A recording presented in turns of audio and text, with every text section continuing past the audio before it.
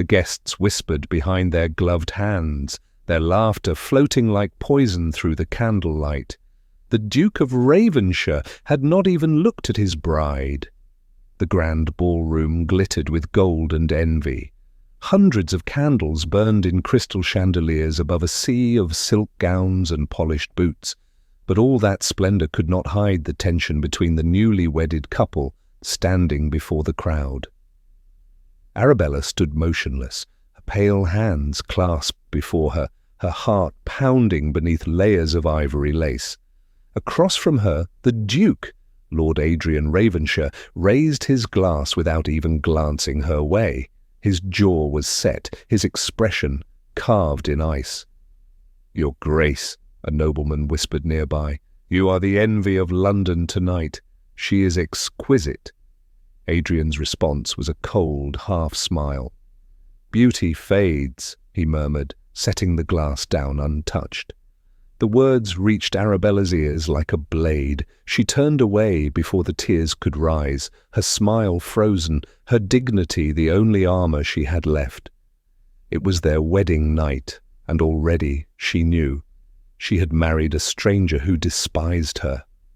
When the last guests departed and the echoes of music faded through the marble halls of Ravenshire Manor, silence fell heavy as frost. Servants moved like ghosts, clearing glasses, avoiding their master's gaze. Arabella walked beside Adrian through the corridor, her gown brushing the cold stone floor. The portraits of his ancestors, grim, proud men, seemed to stare down at her with the same judgment that lingered in her husband's eyes. At the door of the ducal chambers, he stopped. "You will have your own rooms prepared," he said curtly, his tone devoid of emotion. "This union exists for the sake of duty. I trust that much is clear." Her breath caught. "Duty," she repeated softly. "And love, my lord? Does that word not belong in marriage?" He turned his head slightly, his eyes grey and distant as winter rain. "Love is a luxury for men without responsibilities. I am not such a man." With that, he walked away, leaving her alone in the cold corridor, with nothing but her trembling reflection in the polished armor of a forgotten knight. The days that followed were colder still. Ravenshire Manor was magnificent, but lifeless, its endless corridors echoing with emptiness. Adrian buried himself in his duties, managing estates, presiding over parliament meetings, ensuring his family's political alliances stayed intact. Arabella, meanwhile, found herself trapped in a gilded cage. Her attendants were polite but distant. Her every move was observed, her every smile judged. London society adored her beauty but mocked her silence. At dinners, Adrian would speak to his guests, never to her. When their eyes met by accident, his would flicker with something, regret, perhaps, or resentment, before hardening again. She did not understand why he looked at her as though she had wronged him simply by existing. One night, unable to bear the stillness, Arabella ventured to the west wing, the one no one entered. The air smelled of dust and disuse. There, behind a half-open door, she found a portrait draped in black cloth. Curiosity drew her closer. With a trembling hand, she lifted the fabric. A young woman's face emerged, radiant, laughing, painted in soft strokes of sunlight and joy. The inscription below read, "Lady Eleanor Ravenshire, beloved wife and Duchess, 1811. Arabella froze. She had heard whispers before the wedding that the Duke's first wife had died tragically, but no one had told her the truth. Adrian's sudden voice cut through the silence like thunder. "Who gave you permission to be here?" She turned, startled. He stood in the doorway, his expression dark, his voice low and dangerous. "I didn't mean to intrude," she whispered. "I only—" "Do not speak her name," he snapped. "Do not touch anything that belonged to her." "I wasn't, do you hear me?" His tone broke, the coldness faltering for just a heartbeat. "You are not her. You never will be." He turned sharply and left, the sound of his boots echoing through the empty hall. Arabella stared at the portrait once more, her heart aching not with jealousy, but sorrow. For the first time, she saw not cruelty in her husband's distance, but pain, deep, unhealed, and hidden beneath layers of pride. As she covered the portrait again, she whispered softly, "Then perhaps, my lord, it is time someone reminded you that the dead do not need our hearts. The living do." Outside, a storm began to rise. Lightning flashed through the windows, illuminating the lonely Duchess standing among ghosts. And somewhere in the east wing, the Duke of Ravenshire sat by the fire, a single glass of untouched wine beside him, his thoughts heavy with a woman he could not forget, and another he refused to see. Ravenshire Manor had many windows, but none that opened easily. Arabella came to believe it was built not to let light in, but to keep hearts out.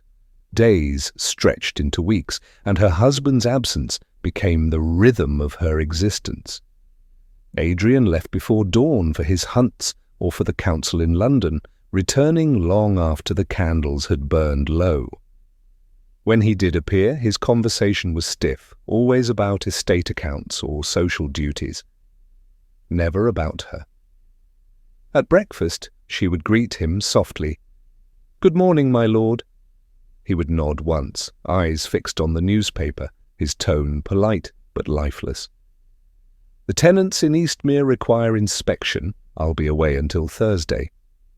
And she would smile, as if that counted as a promise. Her ladies whispered that she should be grateful, a husband who provided wealth, title, and comfort.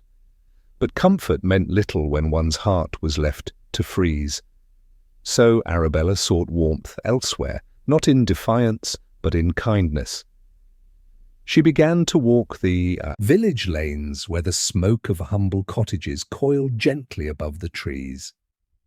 There she met the people her husband's ledgers reduced to numbers, the tenants, the widows, the children running barefoot through the mud. They bowed to her, hesitant at first, uncertain of this silent duchess who wore silk among their thatched roofs. But soon curiosity turned to affection. She visited the old miller's wife, brought food for the ill blacksmith's daughter, read letters aloud to those who could not. Her laughter, soft and rare, returned, carried on the village breeze. One afternoon, as she stood outside the chapel, a young boy tugged her gown. "Your Grace," he said shyly, "thank you for fixing our roof." She smiled. "It was your father's hard work that deserved thanks, not mine." He frowned. "But father says the Duke would never have cared." Her heart tightened. The boy didn't mean cruelty, only truth. That night, Arabella dined alone again. The long table seemed to stretch into eternity, her reflection flickering in the silver and glass. Somewhere in the manor, the Duke's footsteps echoed faintly, yet never toward her. She rose suddenly, determination hardening her grief. "If he will not see his people," she murmured, "then I shall." The following days brought change. Arabella called the steward to her chambers. "I wish to visit every tenant farm within Ravenshire's borders," she said. The man looked alarmed.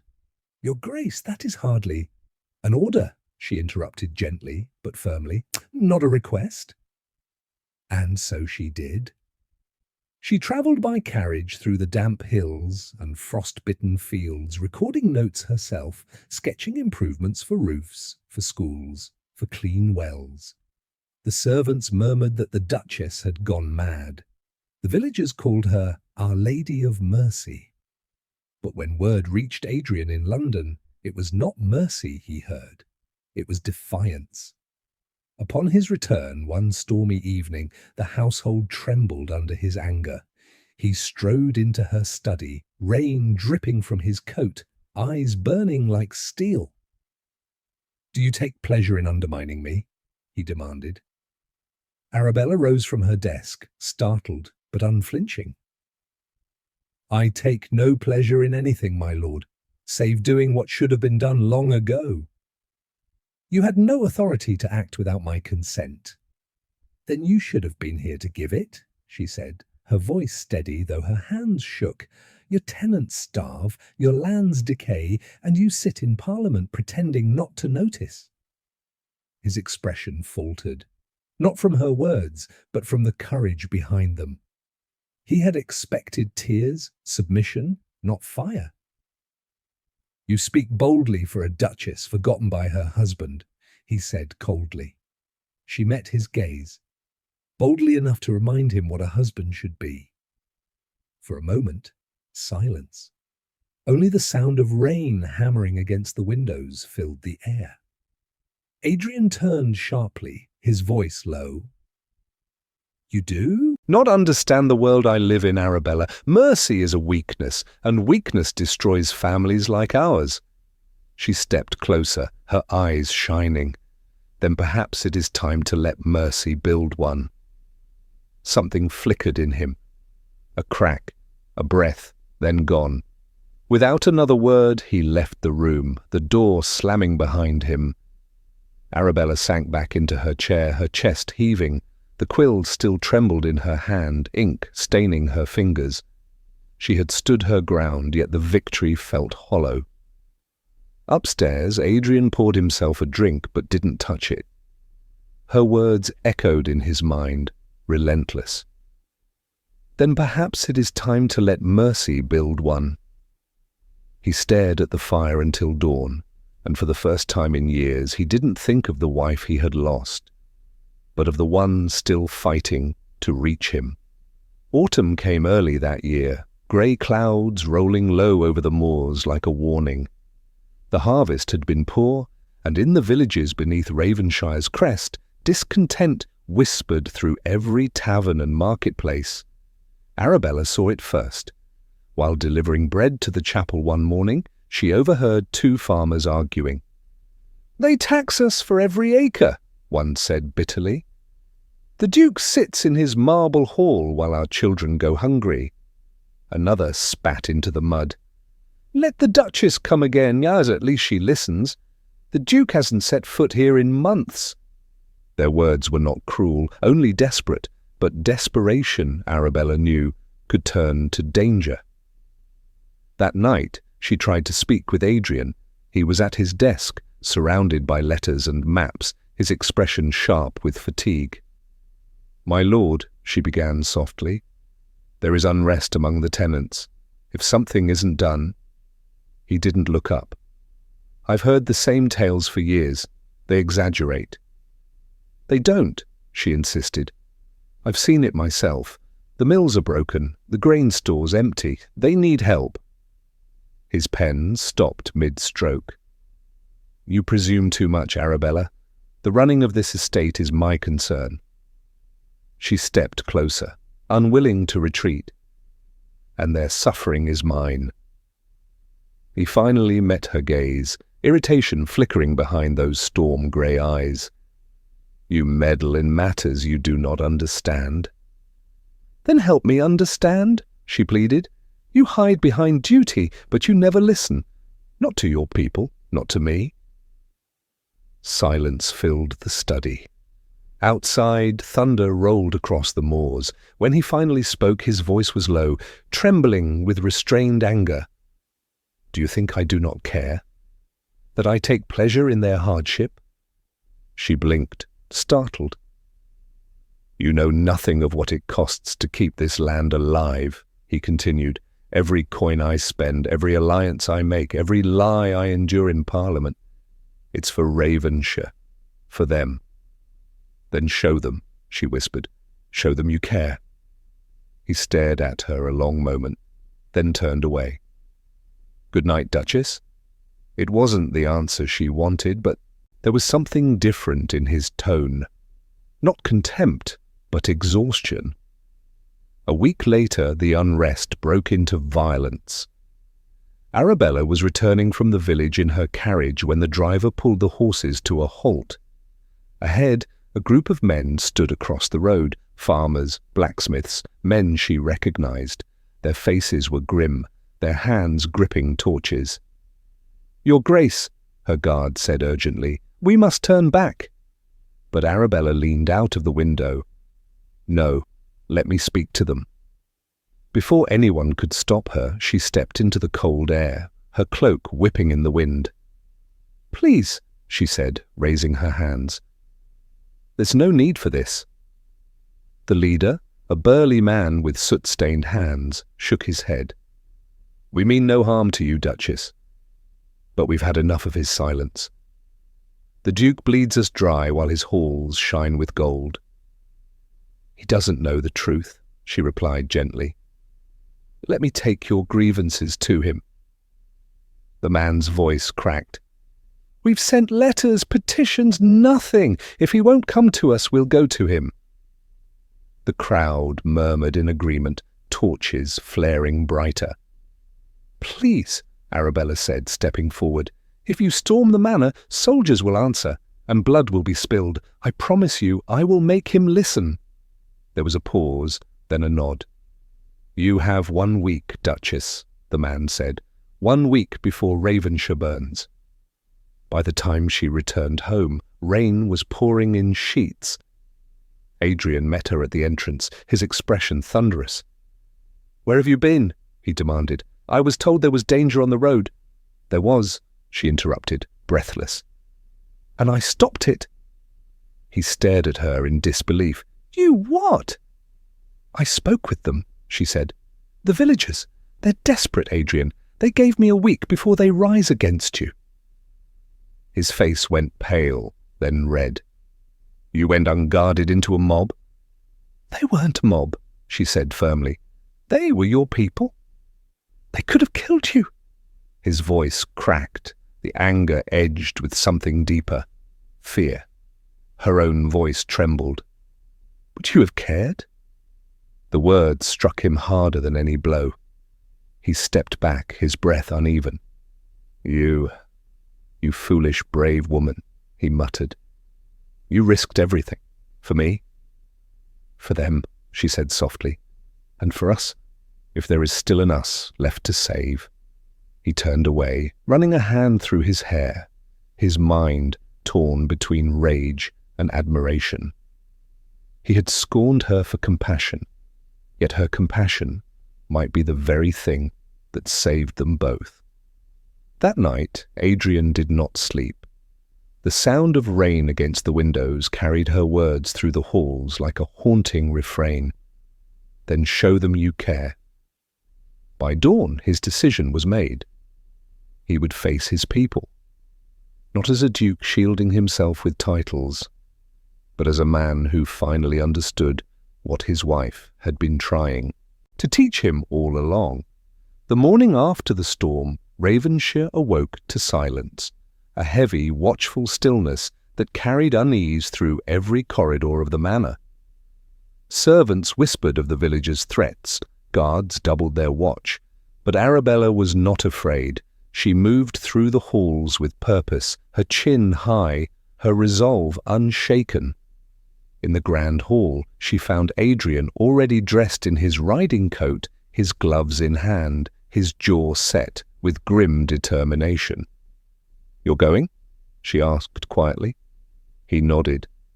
"If they demand to see their duke, then they shall." Her heart leapt, part fear, part pride. "You won't go alone." He frowned. "It's not safe for you there." "It's not safe for you either," she countered. "And yet you'll go. You'll need someone they trust, and they trust me." He hesitated, torn between protectiveness and the dawning respect he could no longer deny. Finally, he nodded once. "Very well, but stay behind me. If anything happens—" She met his gaze, unwavering. "Then we face it together." The village square was packed when their carriage arrived. Dozens of people filled the muddy street.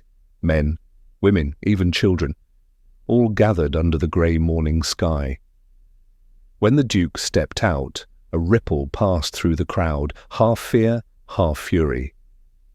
Arabella followed, her presence drawing softer murmurs. The villagers bowed their heads slightly, not out of formality, but out of gratitude. Adrian stood before them, shoulders squared, voice strong but steady. "You say I have been blind to your suffering. You are right." The murmuring stilled. "I thought my duty was to protect Ravenshire by preserving its wealth and power," he continued. "But I see now that the soul of this land lies not in its titles or estates, but in you." The villagers exchanged uneasy glances, uncertain. "I cannot change the past," he said, "but I will make amends. The taxes will be suspended, the mills repaired, and no family shall go hungry under my watch." For a moment there was only silence. Then a voice called out at the same burly man from before. "Words are wind, my lord, we've heard promises before." Adrian's eyes darkened. He stepped forward. "Then hold me to them. Judge me not by what I say today, but by what I do tomorrow." The man hesitated. It was Arabella who bridged the distance. "Please," she said softly, moving among the villagers. "He means it. I've seen the cost he bears. I've seen the man beneath the title." Her sincerity, her gentleness, it disarmed them in a way power never could. Slowly, heads began to nod. The crowd's anger melted into cautious hope. But before peace could settle, a commotion rose from the edge of the square. A group of masked men burst through the crowd, rogues, opportunists who thrived on chaos. One of them shouted, "Down with the Duke!" and hurled a torch toward the grain store. Flames caught. Instantly. "Get back!" Adrian roared, pulling Arabella behind him as panic spread. The men lunged forward, armed with clubs. Guards rushed to intercept, but one slipped past, heading straight for Arabella. Adrian turned too late, but she did not scream. Instead, Arabella seized a fallen banner pole from the ground and swung it with surprising strength, striking the man's arm. He stumbled, dropping his weapon. Before he could recover, Adrian was there, grabbing the assailant and throwing him aside. "Are you hurt?" he demanded. She shook her head, her breath ragged, but her eyes fierce. Not as much as his pride. Even amid chaos, she could still find defiance. And it made something shift inside him, something deep and undeniable. Together, they moved to organize the people. Arabella led women and children to safety while Adrian and the guards battled the fire. Rain began to fall again, light at first, then harder, dousing the flames as if the heavens themselves had decided to intervene. By the time the danger had passed, the square was a scene of ruin, but no lives were lost. The villagers gathered again, drenched and trembling, their anger replaced by shame and awe. The same man who had threatened rebellion now stepped forward, his voice rough with emotion. "We doubted you," he said to the Duke, "but today we saw the truth. You stood with us, and he turned to Arabella, "she stood for us." Arabella smiled faintly, though exhaustion lined her face. "We all stand together now." Adrian looked at her then, really looked. Mud-streaked, soaked through, her hair falling loose around her face, and yet, to him, she was radiant. In that instant, he realized something undeniable. He had not only found his courage, he had found his heart. That night, as they returned to Ravenshire, silence filled the carriage. But it was not the cold silence that once haunted them. It was warm, almost fragile. Finally, Adrian spoke. "You were fearless today." She smiled faintly. "Fearless? I was terrified." He turned toward her. "Then you are braver than I will ever be." Their eyes met, and in the flickering lamplight, the distance between them seemed to disappear. The manor at Ravenshire was quiet when they returned. The grand halls that once echoed with loneliness now felt alive with the faint scent of rain and smoke. and something new, something tender that neither dared to name. Arabella excused herself to change, leaving Adrian alone in the drawing room. He poured himself a glass of brandy but didn't drink it. Instead, he stared into the fire, watching the flames dance and crackle, each ember a reflection of his guilt and admiration. For years he had prided himself on being untouchable, a duke whose heart belonged to no one. Yet today, as the villagers' torches burned and the danger loomed, it wasn't fear for his estate that seized him. It was fear for her. The image replayed again and again, Arabella, her cloak whipping in the wind, standing between chaos and mercy, facing men twice her size, with nothing but courage in her eyes. He remembered the sound of her voice when she'd said, "Then help me understand." He'd ignored her then. But now those words echoed in his chest like a prayer. When she finally entered, wearing a soft blue gown and her hair loose around her shoulders, he rose to his feet before realizing it. "You should rest," he said quietly. "You've done enough for one day." She smiled faintly. "And yet there's still so much left undone." He moved closer, his usual composure faltering. "Arabella, about what happened today. I owe you an apology." She blinked, startled. "For what?" "For everything," he said. "For dismissing your words, for underestimating your strength, for not seeing you." The firelight caught the sincerity in his eyes, raw, unguarded, real. She lowered her gaze. "You were trying to protect what you believed was right. And you showed me what truly is right," he said. "I have spent years building walls around this estate, around myself. And you walked straight through them." For a moment, neither spoke. The silence was thick, charged, intimate. Then she whispered, "You don't have to say these things out of gratitude." His jaw tightened. "Gratitude has nothing to do with it." He took a slow step forward.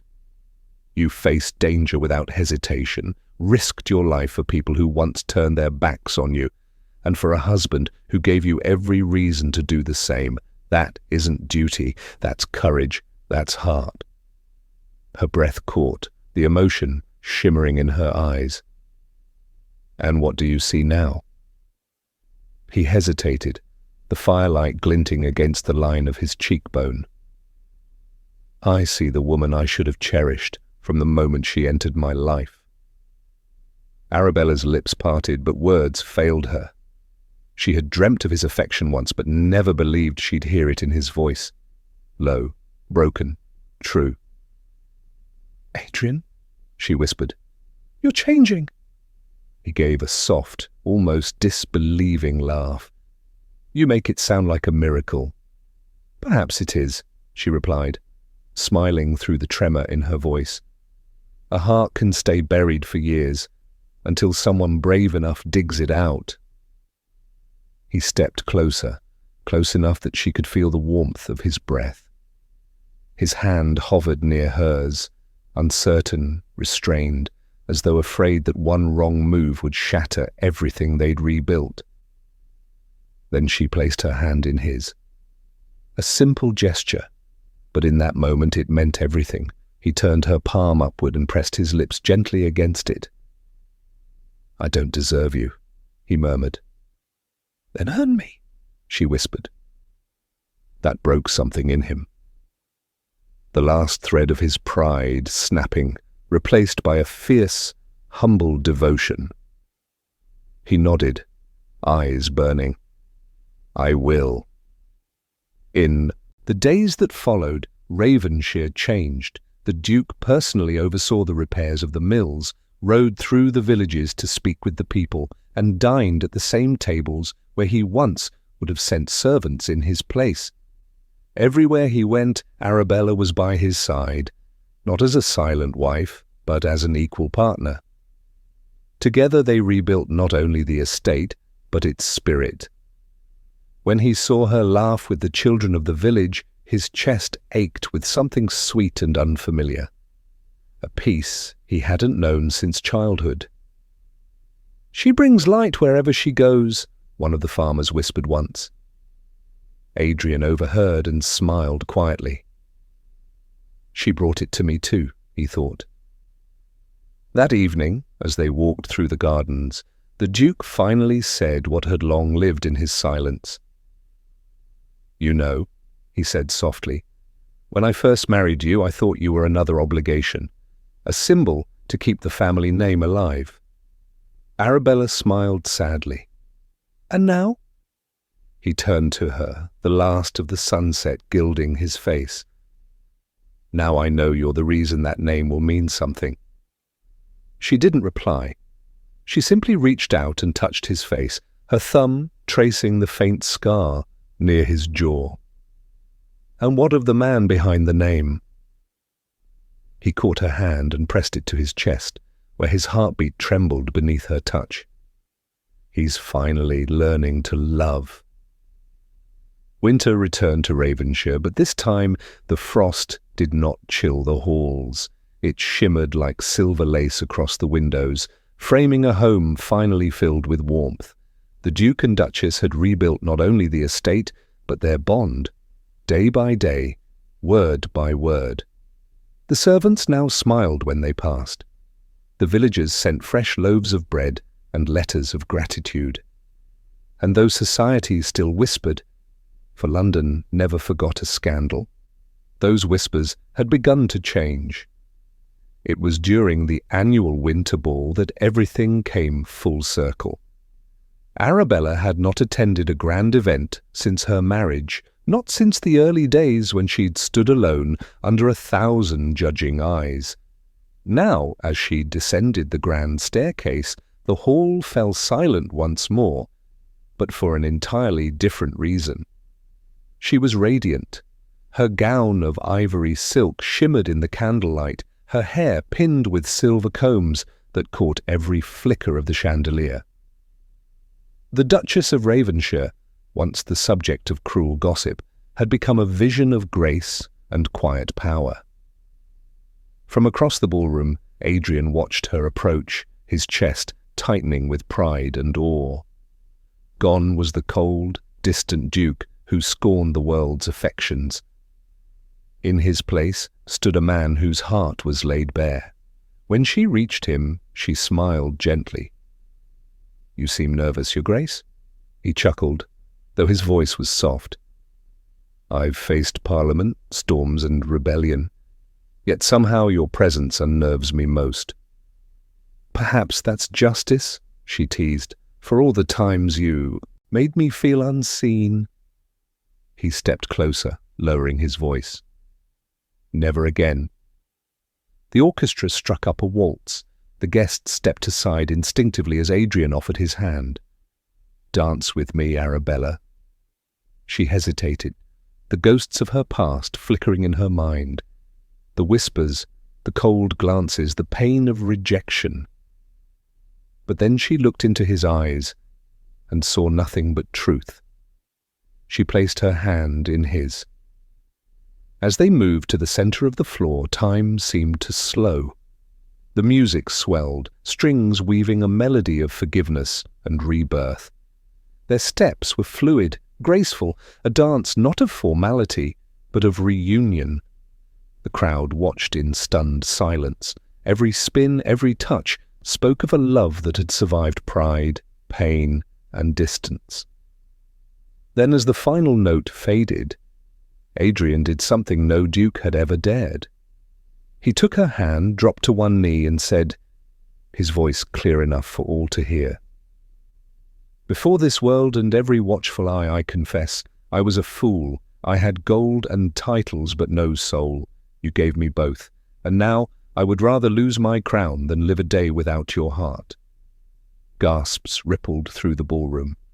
Ladies fanned themselves, men exchanged wide-eyed looks, but Arabella only stared, tears shining like diamonds on her lashes. "Adrian," she whispered, "you'll ruin your reputation." He smiled up at her. "Then let it burn. You are worth the ruin." She sank to her knees beside him, her voice trembling. "And you, my love, are worth the forgiveness." The room erupted, not in scandal but applause. The same nobles who once mocked her now clapped and cheered, moved by what they had witnessed. The Duchess of Ravenshire had not just won her husband's heart. She had conquered the very world that once rejected her. That night, long after the guests had gone and the fire had dwindled to embers, Adrian found her standing on the balcony overlooking the snowy gardens. He slipped his coat around her shoulders. "Cold?" She smiled. "Not any more." They stood in silence for a while, the moonlight silvering their faces. Then he spoke softly. "Do you ever think, if none of this had happened, the pain, the distance, we might not have found each other like this?" She turned to him, her eyes full of warmth. "Sometimes love needs to be broken before it can be real." He took her hand, pressed it to his heart, and whispered, "Then let this be our truth, that from the ashes of pride we built something unshakable." She leaned in, resting her forehead against his. "No, my Duke. We became something unshakable." And when dawn finally came, Ravenshire gleamed beneath a pale gold sky. The Duke and Duchess stood together at the gates as the villagers gathered, cheering their names. No longer a cold ruler and a forgotten wife. They were symbols of hope, of love reborn. And as Adrian looked at Arabella, he knew one thing with absolute certainty. He had once scorned his marriage, but now he would defend it with his life, cherish it with his soul, and love her until the last breath left his body.